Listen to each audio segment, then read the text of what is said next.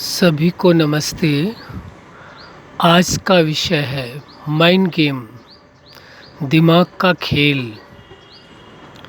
वास्तव में देखा जाए, जो मानव सभ्यता का विकास हुआ है उसके पीछे दिमाग का ही कार्य है। दिमाग के कारण ही मानव सभ्यता का विकास हुआ है।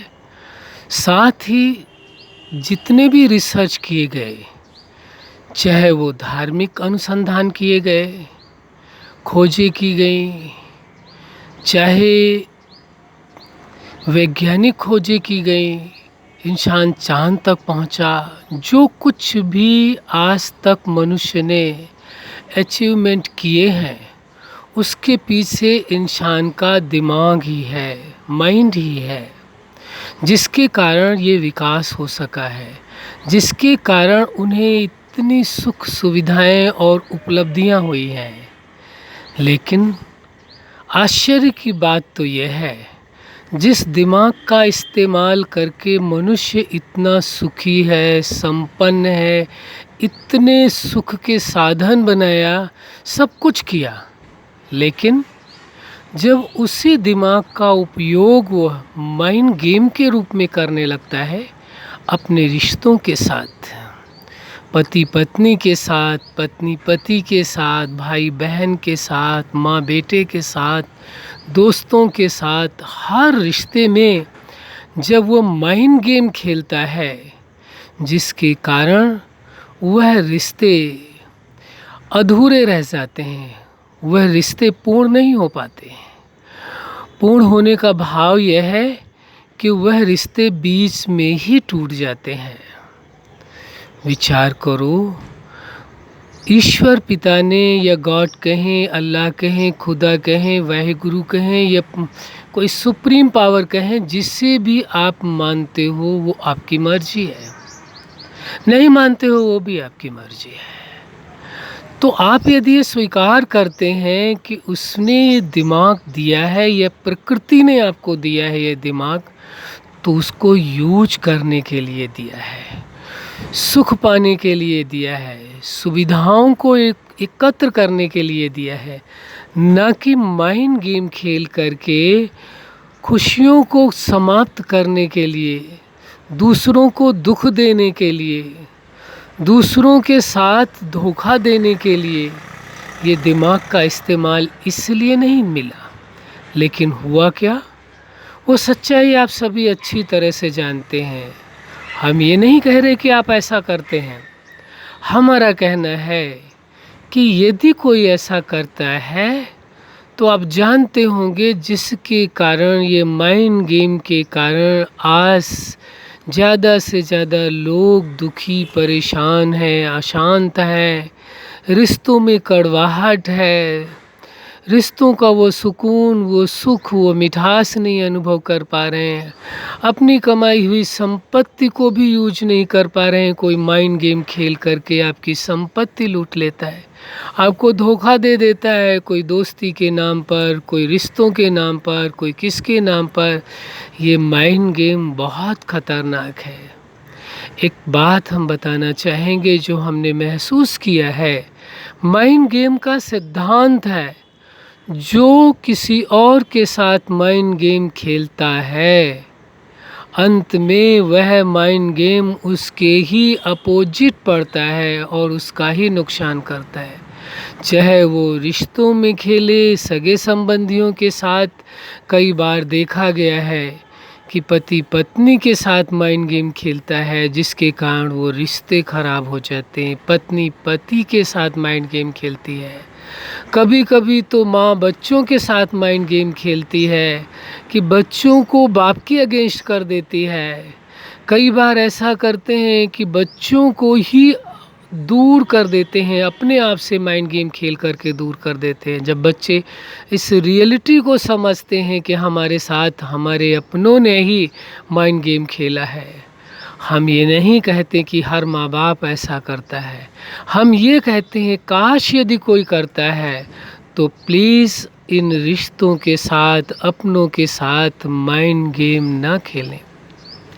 हम यही रिक्वेस्ट करेंगे, निवेदन करेंगे, आग्रह करेंगे, गुजारिश करेंगे कि कोई किसी के साथ माइंड गेम ना खेले, क्योंकि माइंड गेम का सिद्धांत ही है आप जिसके साथ खेलेंगे अंत में वो माइंड गेम खेलने वाले के अगेंस्ट जाएगा, उसकी लाइफ ख़राब हो जाएगी, उसके रिश्ते ख़राब हो जाएंगे और अंत में वो अपने आप को अकेला पाएगा, कोई उसको साथ देने वाला नहीं होगा। माइंड आपके पास इसलिए है कि उसका आप सदुपयोग करें, उसे यूज करें, उसे सुख के साधन बनाएं, न कि गेम खेलकर अपनी और दूसरों की ज़िंदगी तबाह करें।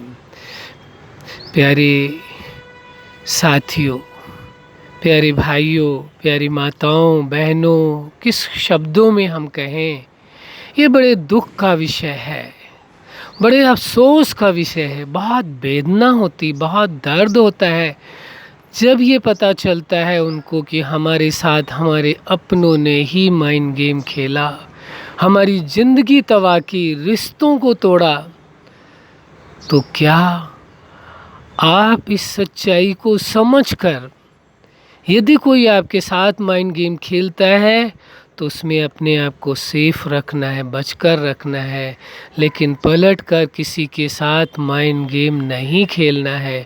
हम पुनः इस बात को कहते हैं, बार बार रिपीट करते हैं कि जो माइंड गेम दूसरों के साथ खेलेगा वही गेम उसके अगेंस्ट अवश्य होगा, उसका ही नुकसान होगा अंततः। हमने कितने लाइफ में ऐसे लोग देखे हैं, माँ ने बेटे के साथ माइंड गेम खेला, पत्नी ने पति के साथ माइंड गेम खेला, पति ने पत्नी के साथ माइंड गेम खेला, दोस्त ने दोस्त के साथ माइंड गेम खेला।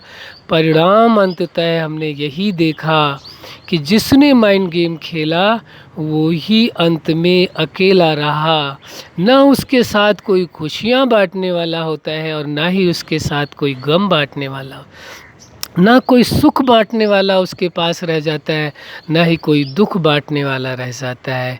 इसलिए प्लीज़ हमारा यही निवेदन है, रिक्वेस्ट है आपसे, आप सभी से ये निवेदन है कि कोई भी अपनी लाइफ में किसी भी रिश्ते में माइंड गेम खेलकर इतना सुंदर, सुखद, इतना आनंदपूर्ण जो जीवन है, महत्वपूर्ण जीवन है, उसको ना व्यर्थ गंवाएं, क्योंकि आपके पास सबसे अनमोल चीज़ आपका जीवन है, आपकी लाइफ है। इसलिए लाइफ का पूर्ण आनंद लें, सुख लें, खुशियाँ लें और खुशियाँ बांटें।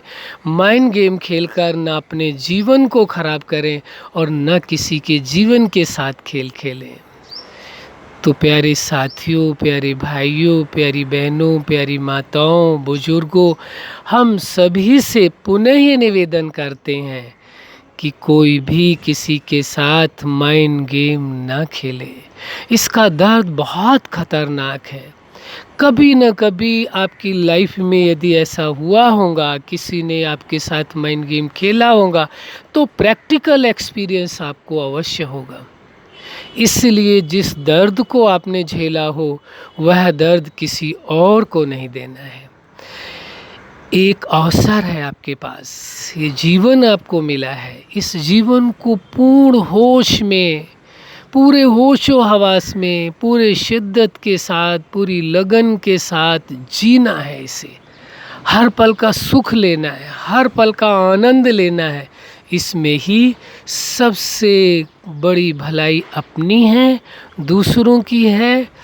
इसलिए प्यारे साथियों, प्यारे भाइयों, बहनों, माताओं, सबसे पुनः हम एक बार यही आग्रह करेंगे कि जीवन सबसे आनंददायी है, इसे आनंदपूर्ण रीति से जिए।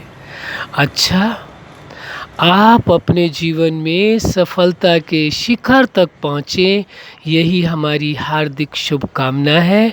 सदा खुश रहें, मुस्कुराते रहें। धन्यवाद।